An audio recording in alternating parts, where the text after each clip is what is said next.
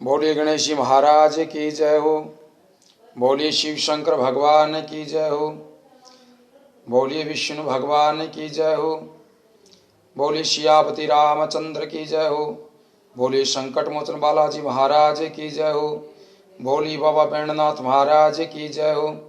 बोलिए बाबा कबूलनाथ महाराज की जय हो।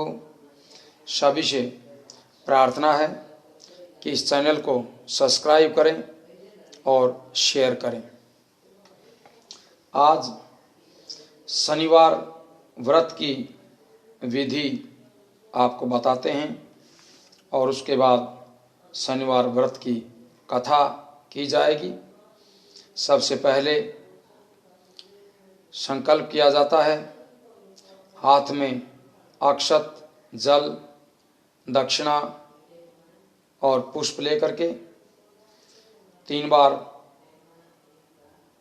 ओम श्री विष्णुवे नमः, ओम श्री विष्णुवे नमः, ओम श्री विष्णुवे नमः बोल करके अपने गांव का नाम, महीना, तिथि, वार, गोत्र नाम बोल करके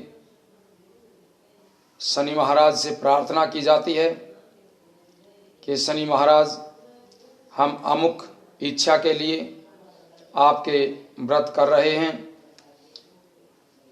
इस व्रत में आप हमें शक्ति दें ताकि हम आपका व्रत पूरी तरह से श्रद्धा भक्ति से कर सकें। और उसके बाद शनि महाराज की पूजा की जाती है। इस पूजा में काला तिल, काला वस्त्र, तेल, उड़द शनिदेव महाराज को अर्पण किया जाता है। इसके बाद शनिदेव के मंदिर में जाकर के ये सभी चीजें शनि महाराज की तस्वीर के आगे अर्पण करें। और जो शनि की दशा जिसको चल रही है उसमें शनि का व्रत जरूर करना चाहिए। जिसकी जन्म कुंडली में और चलित कुंडली में शनि की जो दशा होती है उसमें व्रत करने से शनि देवता बड़े प्रसन्न होते हैं और अच्छा फल देते हैं। शनि के दिन काला कपड़ा पहना जाता है और काली चीज, काला कपड़ा, लोहे की वस्तु, सरसों का तेल, काले तिल, उड़द ये वस्तु दान की जाती हैं। और शनि महाराज हर सुख सुविधा देने के लिए तैयार रहते हैं। शनि महाराज एक अच्छे देवता हैं। इस व्रत में शनि स्तोत्र का पाठ भी किया जाता है। ओम श्री शनिश्चराय नमः का मंत्र जपना चाहिए। इसके बाद शनिवार व्रत की कथा प्रारंभ की जाती है। एक समय सूर्य, चंद्रमा, मंगल, बुध, बृहस्पति, शुक्र, शनि, राहु और केतु इन ग्रहों में आपस में विवाद हो गया कि हम में सबसे बड़ा कौन है। सब अपने आप को बड़ा कहते थे। जब आपस में कोई निश्चय नहीं हो सका तो सब आपस में झगड़ते हुए देवराज इंद्र के पास पहुंचे और कहने लगे कि आप सब देवताओं के राजा हैं, इसलिए आप हमारा न्याय करके बताइए कि हम 9 ग्रहों में सबसे बड़ा ग्रह कौन है।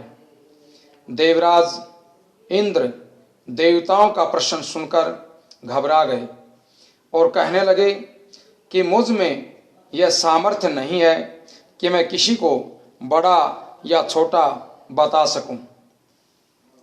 मैं अपने मुख से कुछ नहीं कह सकता। हाँ, एक उपाय हो सकता है। इस समय पृथ्वी पर राजा विक्रमादित्य दूसरों के दुखों का निवारण करने वाले हैं, इसलिए आप सब मिलकर उन्हीं के पास जाइए, वहीं आपके विवाद का निवारण करेंगे। सभी ग्रह देवता देवलोक से चल करके भूलोक में जाकर राजा विक्रमादित्य की सभा में उपस्थित हुए और अपना प्रश्न राजा के सामने रखा। राजा विक्रमादित्य ग्रहों की बात सुनकर गहरी चिंता में पड़ गए कि मैं अपने मुख से किसको बड़ा और किसको छोटा बताऊंगा। जिसको छोटा बताऊंगा वही क्रोध करेगा। उनका झगड़ा निपटाने के लिए उन्होंने एक उपाय सोचा और सोना, चांदी, कांसा, पीतल, शीशा, रांगा, जस्ता, आभ्रक और लोहा 9 धातुओं के 9 आसन बनवा दिए गए। सब आसनों को क्रम वाइज रख दिया गया, जैसे सोना सबसे पहले और लोहा सबसे पीछे बिछाया गया। इसके पश्चात राजा ने सब ग्रहों से कहा कि आप सब अपना अपना आसन ग्रहण करें। जिसका आसन सबसे पहले आगे है वह सबसे बड़ा, और जिसका आसन सबसे पीछे है वह सबसे छोटा जानिए। क्योंकि लोहा सबसे पीछे था और वह शनिदेव का आसन था, इसलिए शनिदेव ने समझ लिया कि राजा ने मुझको सबसे छोटा बना दिया है। इस निर्णय पर शनिदेव को बहुत क्रोध आया। उन्होंने कहा कि राजा, तो मेरे पराक्रम को नहीं जानता है। सूर्य एक राशि पर 1 महीना, चंद्रमा 2.25 दिन और चंद्रमा 2.25 महीना 2 दिन, मंगल 1.5 महीना, बृहस्पति 13 महीने, बुध और शुक्र 1-1 महीने एक राशि पर रहते हैं। परंतु मैं एक राशि पर 2.5 वर्ष से लेकर के 7.5 वर्ष तक रहता हूँ। बड़े बड़े देवताओं को भी मैंने बड़ा भारी दुख दिया है। हे राजन सुनो, श्री रामचंद्र जी को 7.5 सती आई और उन्हें वनवास हो गया।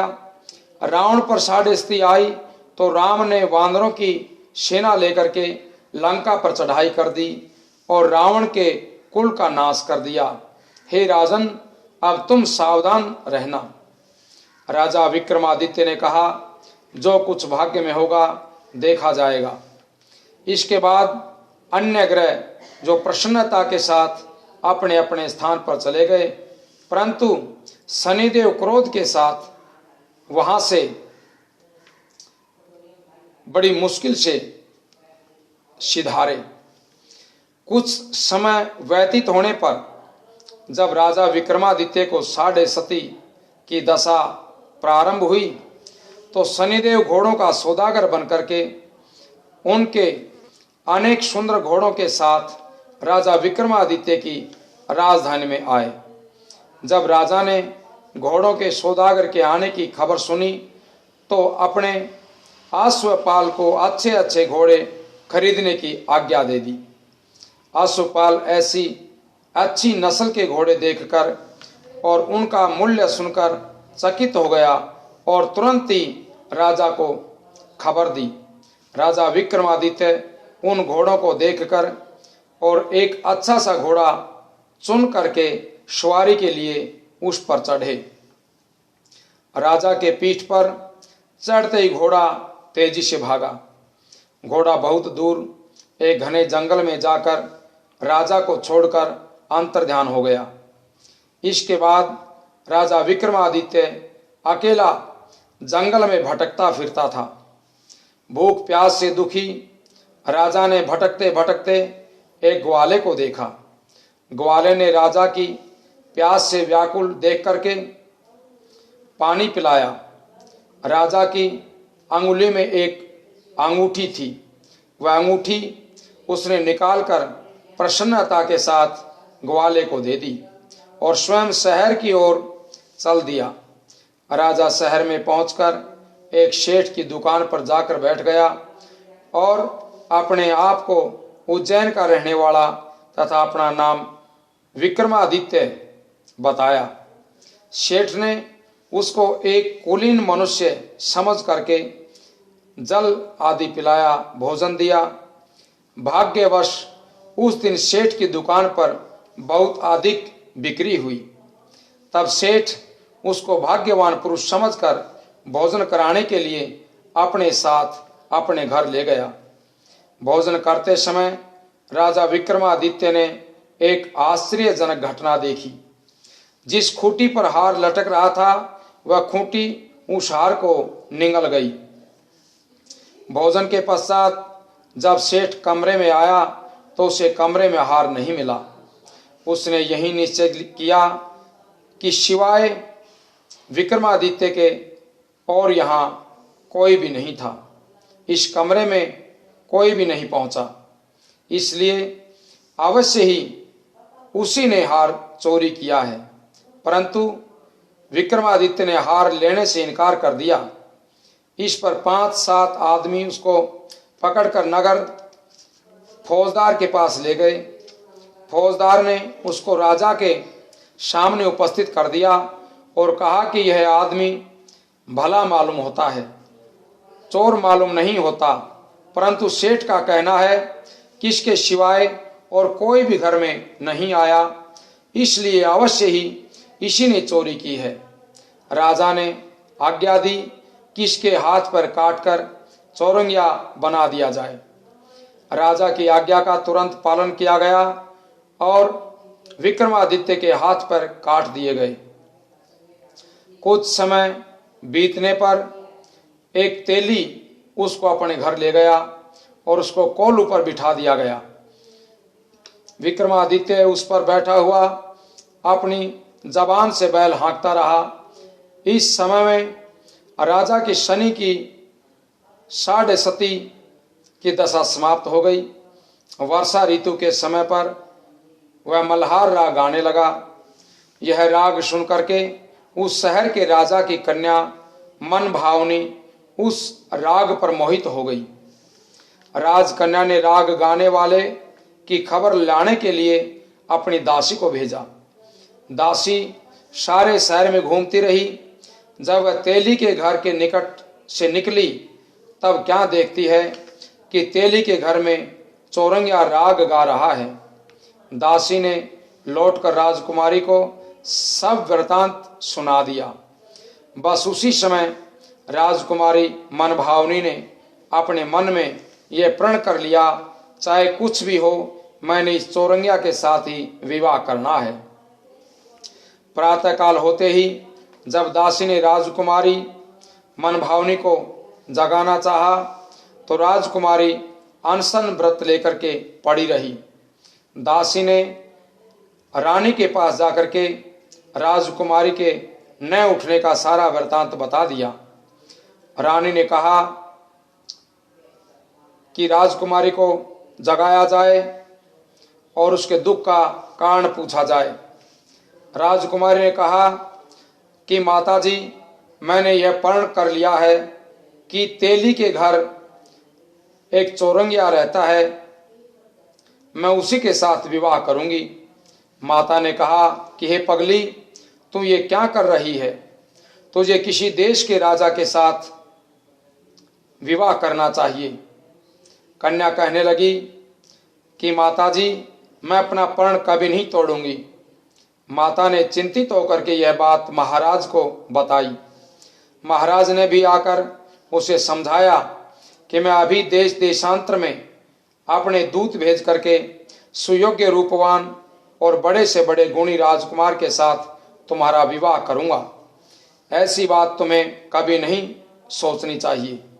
परंतु राजकुमारी ने कहा कि हे पिताजी, मैं अपने प्राण त्याग दूंगी, परंतु किसी दूसरे से विवाह नहीं करूंगी। यह सुनकर के राजा ने क्रोध से कहा, यदि तेरे भाग्य में ऐसा ही लिखा है तो जैसी तेरी इच्छा हो वैसा ही कर। राजा ने तेली को बुलाकर कहा कि तेरे घर में जो चौरंगिया है उसके साथ मैं अपनी पुत्री का विवाह करना चाहता हूं। तेली ने कहा कि महाराज, यह कैसे हो सकता है? कहाँ आप हमारे राजा और कहाँ मैं एक नीच तेली। राजा ने कहा कि भाग्य के लिखे को कोई टाल नहीं सकता, अपने घर जाकर के विवाह की तैयारी करो। राजा ने सारी तैयारी करके तोरण और बंदरवार लगवाकर राजकुमारी का विवाह चौरंगिया के साथ कर दिया। रात्रि को जब विक्रमादित्य और राजकुमारी महल में सोए तो आधी रात के समय शनिदेव ने विक्रमादित्य को सौंपन दिया और कहा कि राजा, कहो मुझको छोटा बताकर तुमने कितना दुख उठाया। राजा ने शनिदेव से क्षमा मांगी और शनिदेव ने राजा को क्षमा कर दिया और प्रसन्न होकर के विक्रमादित्य को हाथ पैर दे दिए। तब राजा विक्रमादित्य ने शनिदेव से प्रार्थना की कि महाराज, मेरी प्रार्थना स्वीकार करें और दुख, जैसा दुख आपने मुझे दिया ऐसा और किसी को मत देना। शनिदेव ने कहा कि तुम्हारी यह प्रार्थना स्वीकार है। जो मनुष्य मेरी कथा सुनेगा या कहेगा उसको मेरी दशा में कभी किसी प्रकार का दुख नहीं होगा, और जो नित्य ही मेरा ध्यान करेगा या चींटियों को आटा डालेगा उसके सब मनोरथ पूर्ण होंगे। इतना कहकर शनिदेव अपने धाम को चले गए। जब राजकुमारी मन भावनी की आंख खुली और उसने चौरंगिया को हाथ पांव सहित देखा तो आश्चर्यचकित हो गई। उसको देखकर राजा विक्रमादित्य ने अपना समस्त हाल कहा कि मैं उज्जैन का राजा विक्रमादित्य हूं। यह घटना सुनकर राजकुमारी अत्यंत प्रसन्न हुई। प्रातःकाल राजकुमारी से उसकी सखियों ने पिछली रात का हाल पूछा तो उसने अपने पति का समस्त वृतांत बता दिया। तब सब ने प्रसन्नता प्रकट की और कहा कि ईश्वर ने आपकी मनोकामना पूर्ण कर दी। जब उस सेठ ने यह घटना सुनी तो वह राजा विक्रमादित्य के पास आया और उनके पैरों पर गिरकर क्षमा मांगने लगा और कहा कि आप पर मैंने चोरी का झूठा दोष लगाया, आप मुझे जो चाहे दंड दे सकते हैं। राजा ने कहा, मुझ पर शनिदेव का कोप था, इसी कारण यह सब दुख मुझको प्राप्त हुआ, इसमें तुम्हारा कोई दोष नहीं है। तुम अपने घर जाकर अपना कार्य करो, तुम्हारा कोई अपराध नहीं है। सेठ बोला कि हे महाराज, मुझे तभी शांति मिलेगी जब आप मेरे घर चलकर प्रेम पूर्वक भोजन करेंगे। राजा ने कहा, जैसी आपकी इच्छा हो वैसा ही करें। सेठ ने अपने घर जाकर अनेक प्रकार के सुंदर भोजन बनवाए और राजा विक्रमादित्य को प्रीति भोज दे दिया। जिस समय राजा भोजन कर रहे थे, एक अत्यंत आश्चर्यजनक घटना सभी को दिखाई दी। जो खूंटी पहले हार निगल गई थी वह अब हार को उगल रही थी। जब भोजन समाप्त हो गया तो सेठ ने हाथ जोड़कर बहुत सी मोहरें राजा को भेंट में दी और कहा कि मेरी श्री कंवरी नामक एक कन्या है, उसका आप पानी ग्रहण करें।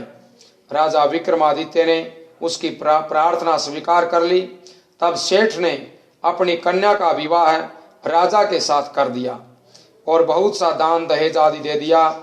कुछ दिन तक उस राज्य में निवास करने के पश्चात राजा विक्रमादित्य ने अपने ससुर राजा से कहा कि अब मेरी उज्जैन जाने की इच्छा है। कुछ दिन बाद विदा होकर के राजकुमारी मनभावनी, सेठ की कन्या श्री कंवरी तथा दोनों जगह दहेज में प्राप्त अनेक दास दासी, रथ और पालकियों सहित राजा विक्रमादित्य उज्जैन की तरफ चले। जब वे शहर के निकट पहुंचे और पूर्ववासियों ने राजा के आने का समाचार सुना तो उज्जैन की समस्त प्रजा अगवानी के लिए आई।